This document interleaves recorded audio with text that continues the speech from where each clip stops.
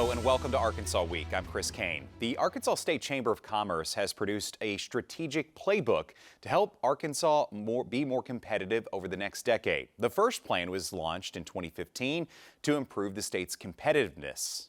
Next, we're going to hear from Arkansas State Chamber CEO about the new data collected over the past 10 years and moving forward. That's coming up later in the show. But first, Arkansas is preparing for major changes to its Medicaid expansion program with new work and community engagement requirements set to begin next year for many ARHOME recipients. State officials are right now holding town halls across the state to explain the changes and help people prepare before the new rules take effect. Joining us now is Mary Franklin, Director of the Division of County Operations at the Arkansas Department of Human Services, to go over all these changes. And Mary, thanks for taking some time to join us. I know you all have been busy.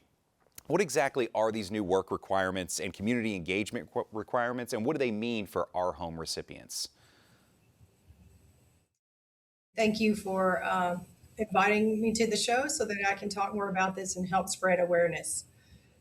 The Medicaid program will have new community engagement and work requirements that go into effect on January 1st, 2027 for those who receive services in the ARHOME Medicaid group. This new work and community engagement requirement will mean it applies to individuals who are age 19 through age 64. And the requirement will mean that they need to be working or otherwise engaged in the community through volunteering or in participating in educational program or training programs for 80 hours a month, unless they meet an exemption. And Arkansas, to our understanding, beginning this rollout before the federal deadline, January of 2027. Why do you think it was important to start this early, to get these town halls going and to get feedback and also share information with ARHOME recipients?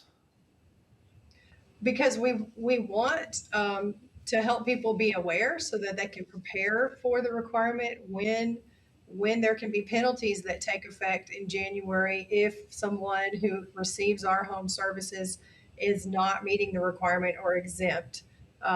We are actually going to do a soft launch of this entire program beginning in July. And by soft launch, we mean we're going to start notifying our beneficiaries where they stand as far as if the requirement was already in place. We're going to let them know what we've been able to determine based on data checks that we'll do, whether they are meeting the requirement or exempt from the requirement or what their status is, and just fully educate them about what the requirement is, what it means, when it takes effect. And we'll be doing that between July and December to help our clients get ready.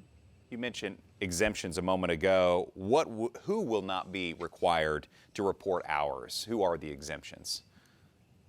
So an exemption would be for those who are pregnant or in the postpartum period, anyone under age 19 or over age 64, people who are former foster children that are under age 26, those who are tribal members or Alaskan natives, those who are veterans with disabilities, anyone who has a disability, blindness, or anyone who might be considered medically frail, meaning that they have a physical or intellectual, behavioral health disability that impairs or interferes with their activities of daily living, and also those who are participating and meeting the work requirement through the state's TANF program or the SNAP program will be considered exempt from this program.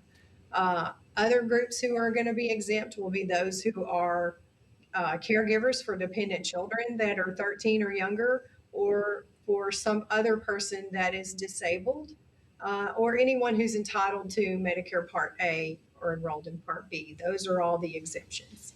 Arkansas was the first state in the country to implement the Medicaid work requirements. That was back in 2018. And when that happened, more than 18,000 people lost coverage. What lessons did DHS learn from that experience?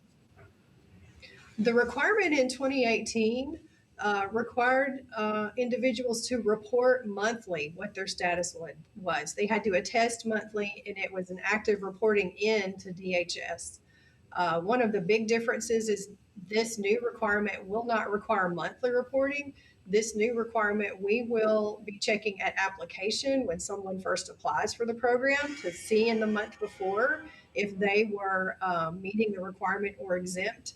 And then we'll be checking again at renewal for those same things. And we will be checking in a process we call ex parte first, meaning we're going to check data sources. We're going to use our system and check data sources and see if we can determine someone is meeting that requirement or exempt from that requirement before we ask them to do anything. And then if we do need to ask them to provide more information, we are also launching an outbound verification center. We're getting ready to finalize a contract where this outbound verification center will be working to make contact with anyone that we've not been able to verify their status related to our home community engagement and work requirements. And they will be attempting outbound phone calls, emails, texts. And when they reach people, they will be offering assistance to help those who might need to report information to us to verify their status so that they can keep their coverage. Our goal here is to help people to find a job, find purpose, find meaning. All those things can lead to better health, and that is what the Medicaid program is for, so that individuals can access care and get the care that they need to improve their health. And being active in the community and having a job all can contribute towards better health. And so we don't want to see people lose coverage because they don't know the requirement or because they're not ready for the requirement. So all of that is why we are doing these things well ahead of January, is to help our Kansans be ready. You mentioned a moment ago, it's 80 hours a month, volunteer activities. There's a lot, it's kind of a big umbrella. Can you break down some of the different opportunities that folks have as far as meeting those requirements and getting those 80 hours? Sure, and I can give a little more detail about the earnings. It's 80 hours a month or earning the equivalent of federal minimum wage for 80 hours a month, which is $580. And in Arkansas, minimum wage is well above the federal minimum wage. So in Arkansas, if you are making at least minimum wage here, it would not be a full 80 hours that someone would have to be working in order to be compliant with this rule. Other ways that individuals can be compliant could be attending school, attending training, volunteering at a nonprofit or government organization, or if they are providing care for someone under 13 or under, or another individual who is disabled. Those are all ways that people can be compliant with this requirement. One of the things that I know you all are focusing on, and you just mentioned the outreach efforts, right, to try and make sure that it is extended to all those who are in this program. How do you balance that with the accessibility and technology that maybe rural areas may not have or be as accessible to be able to make those reports and to connect with the offices to make sure that they are staying with their coverage or keeping their coverage while at the same time meeting the requirements and reporting them accurately? We have multiple ways that our clients can communicate with us and provide information. Online is not the only avenue, but it is an avenue that clients can create accounts. They can upload documents online. They can tell us what's going on online. They can also provide information to the local county offices. We have a physical office in all 75 counties. People can return information to us there. They can mail us through regular mail. They can email us. And our outbound call center will be calling and working to help individuals to provide information if they need that additional support. You've already had a couple of these town halls. What can you tell us about the feedback and things that were shared among the members of the town hall and your office to try and make sure that everyone is on the same page as the page gets turned later this year? So we've had positive feedback about the town hall and the effort that we're making to help get the word out and educate beneficiaries. We've answered questions about what types of things can someone use to verify information, if they need to verify information, We've had some questions about what types of volunteer opportunities would meet that volunteering requirement if someone isn't working. So, and we've been happy to take and field all those questions and answer questions. We've gotten a suggestion about a way that we can improve our online portal, and so we're taking all of that feedback and are glad to have it as we get closer towards January of 27. In your mind, what is a successful rollout of this new change for DHS and the new requirements implemented over the next year? What does it look like? How do you see it rolling out and being a success after you're going through all these series of town halls and then making those changes? So success would, well, for us would look like that we have, made sure that we've notified beneficiaries in more than one way, post mail, through the outreach that we are doing, through social media, through the information page our communications team has built on our website at ar.gov/engage, and that people understand what the requirement is and know the various ways that they can meet that requirement, or provide information to us if we need additional information so that their coverage can continue. And Mary, finally, before we run out of time, what would you say to those watching right now who may be a little nervous about these changes, who are recipients, who are your clients, as they go through this process with you all? Advice I always like to give is please keep us up to date on your contact information. You can report address changes, email and phone number changes to us in multiple ways through our call center that's toll free at 855-372-1084. Can report changes through accessarkansas.gov or even ar.gov/access anywhere. You can do those same things in person in a county office, or even mail us something if you need us to update your address and email and phone number. And you can also sign up for those email and text alerts so that if we need to communicate with you or we send you a letter, that you can be alerted electronically that there's a letter coming, that there might be something that you need to do. So that is something that we can't stress enough, how important it is for us to stay up to date with how we can communicate with you. Mary Franklin, she is the Director of the Division of County Operations at the Arkansas Department of Human Services. Mary, thank you so much for joining the program. We appreciate your time, and safe travels as you continue those town halls across the state. Thank you. All right, we're going to take a short break. Stay with us. Arkansas Week continues right after this.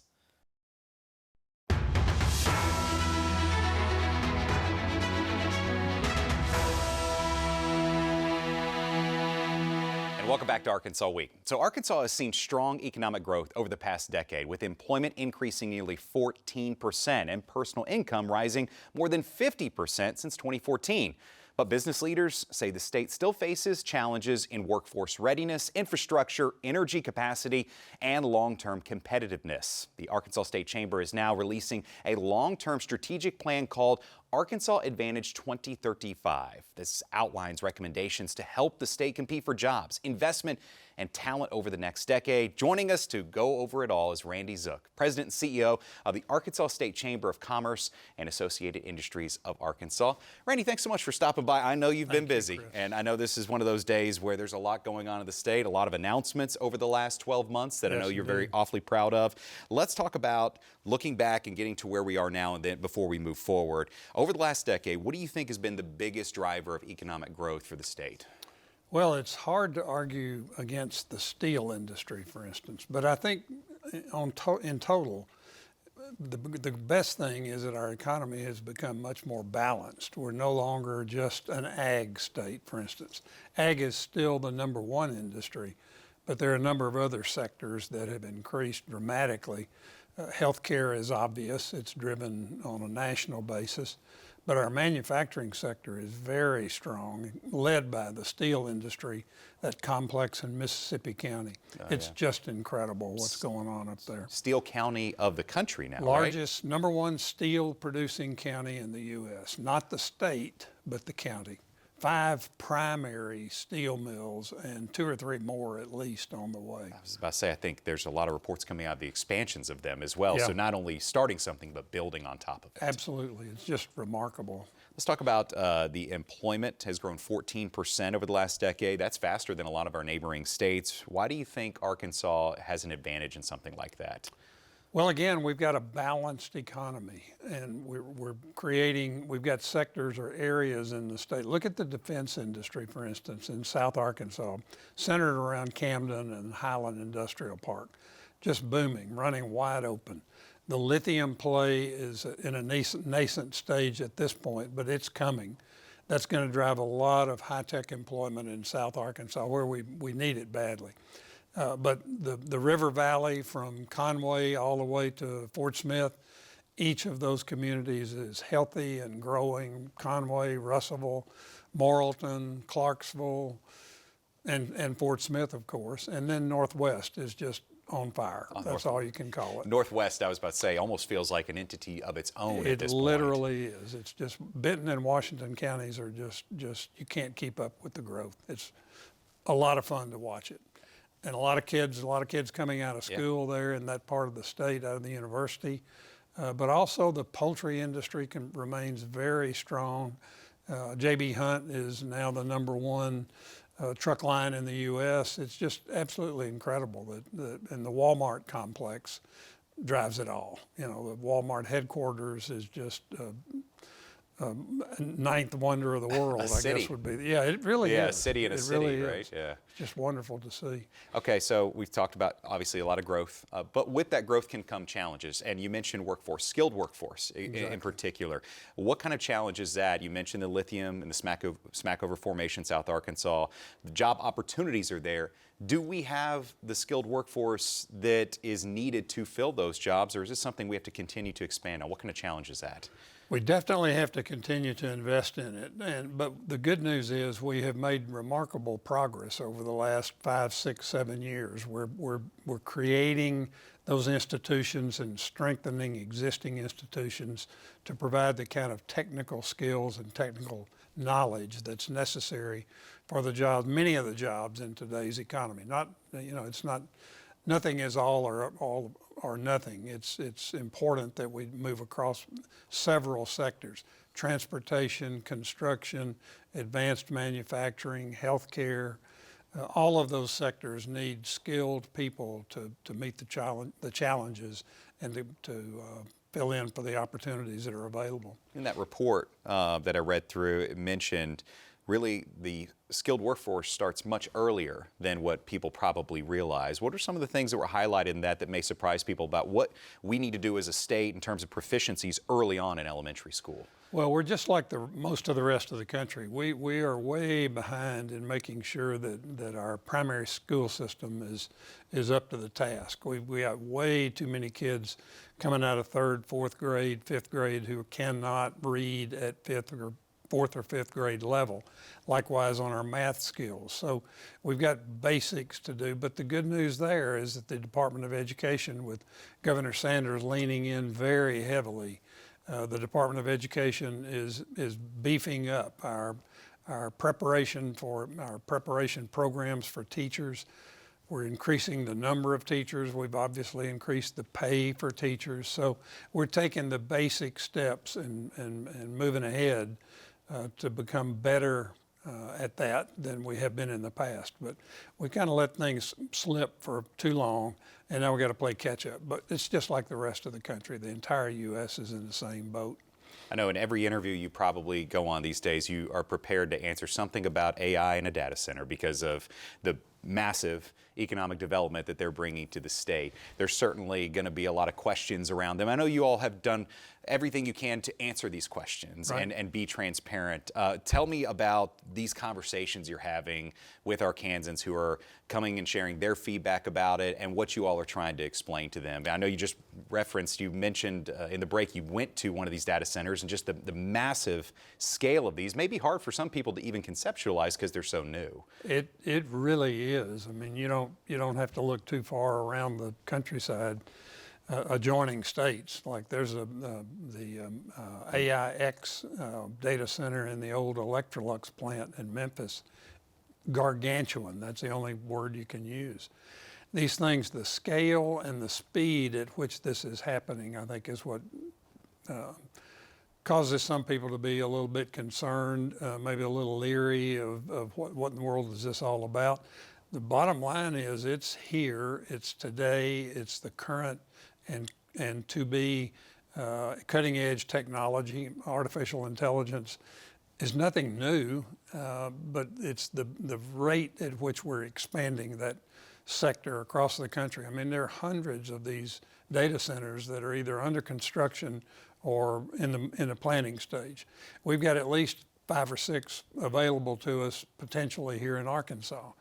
They're major tax generators, property tax generators, not so much in terms of employment, but the reality is we've got to participate. We can't be left behind because it's going to define the economy of the 21st century. So we need to embrace it. We need to prepare for it.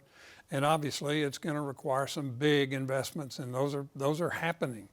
These companies are not afraid to plow literally hundreds of millions, if not billions, into these sites, and it's here. So we've got to embrace it and take advantage of it, and we're doing that. Our electric providers are stepping up and planning the investments to make sure they've got adequate supplies. Our water systems are more than adequate, so that's kind of a non-starter as far as a concern as far as any concern you might have. But it's going to be fun. It's exciting. Big investments, big capital investments, and throwing off major property tax streams for school support and community support. You mentioned the benefit that's going to bring to the state. I'm curious, are there job opportunities? Is there workforce for data centers as well? There are in other sectors we've mentioned. Of course, there's construction jobs. What about permanent jobs? And are they high-skilled jobs like we talked about with the lithium formation, where they're going to keep people in these areas and help them grow like we saw with the steel mills up in northeast Arkansas? Well, it's interesting, the range of jobs that these data centers require. It's not just data technicians, but it's electricians, it's HVAC technicians, it's plumbers, it's pipe fitters. The basics of maintaining those facilities go way beyond just the computer servers themselves. That's important. And the electrical supply and the maintenance of that supply. So a range of jobs, just not in the thousands. Each of those facilities are talking about jobs in the hundreds long term. But the construction bill, the construction payoff is just enormous. It's hard to get your arms or your head around it unless you go look at one of those sites. CMB built. All right, so we were just talking about how property taxes with data centers are such a benefit, right, to these local areas. On the flip side, you're able to sell businesses on coming into the state with low property taxes. How much has that been a driver for manufacturing coming in and other types of jobs outside of the data centers that have really been able to find Arkansas attractive because of neighboring competition where we have more incentives that we can offer as a state? Arkansas is being discovered by not just data centers and data companies, but a range of manufacturers, because look at our physical advantages. We're smack in the center of the country. So logistically, we're a great point in which to make stuff and ship stuff to the rest of the country and the rest of the world. So geography is in our advantage. Our property costs are still relatively low compared to many other states, not every other state, but we're competitive. That's the key word. And we've been taking very smart steps in measured increments to reduce our tax rates and our tax burden on manufacturers as well as other companies. Employers, though, job creators, find us very attractive as a place to do business, and we're easy to do business with. We want that growth. Tell me about the plan that you guys have, strongly supporting issue 3, which will be on the ballot this November. For viewers who may not be familiar with, we only have about a minute and a half left. Tell us why you support that and what that proposal will do. This is a critical incentive package that we need to be competitive. 48 other states, that would be all but 2, have these incentives available, and we need to prepare ourselves to compete other than on industrial sites, but things like retail and transportation services and housing developments. We need to be competitive with those fields as well, and issue 3 will make that possible. No increase in tax, no diversion of existing taxes from schools or anything of that sort. It's strictly a competitive, widely used set of incentives. A set of incentives that would benefit Development. development. Okay. Right. Yes. It's the lifeline for the Delta part of the state, the eastern third. Smaller towns will find these you can do whatever you want to with them, or do nothing if that's your choice. So nobody's going to be forced to use them, but they will be available if you so choose. All right. I got less than a minute left. Give me your best 20 seconds of, you've been there at the Chamber for 17 years. 20 seconds, what is Arkansas going to look like in the next decade, as we just got the report on the last? Well, I think we're going to look a lot like we do today. I think we're going to be sensible about preserving our way of life, our natural resources, our outdoor life opportunities. I think we're going to preserve those and enhance them. So I think Arkansas is going to look a whole lot like it does today, but it'll be, there'll be a few more people here. People are discovering us. It's a great place to live. It's a great place to raise a family. It's a great place to grow a business, and people are discovering that. Appreciate you stopping by, Mr. Zook. Thank My you so pleasure. much. Randy Zook from the State Chamber. We appreciate your time. That is all for this week's edition of Arkansas Week. Thank you so much for joining us. We'll see you next time.